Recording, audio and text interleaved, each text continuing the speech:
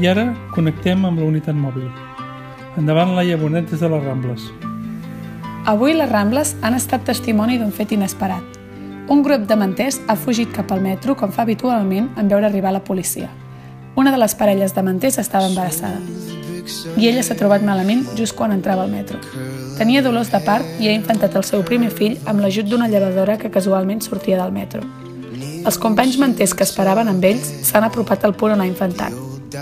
Pel grup de WhatsApp dels manters, la notícia ha corregut i s'hi estan apropant tant els del port com els de la seva botiga de la nova marca Top Manta. La notícia també ha arribat al grup de suport als manters Tras la Manta, que ja són al lloc. Han avisat a la premsa que també ens hi hem acostat.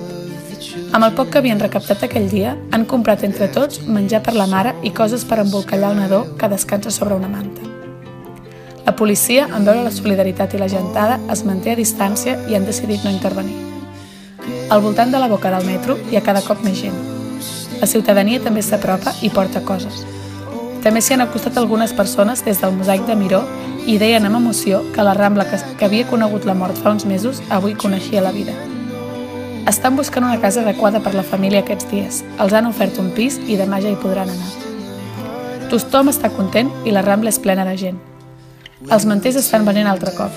Entre ells, es diuen que aquest infant és el seu salvador. Les autoritats i l'alcaldessa han passat a veure'l.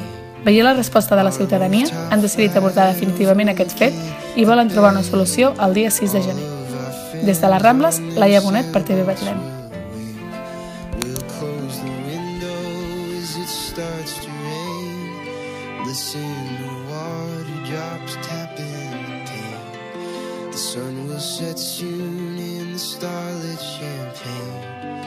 Until the morning will keep us awake.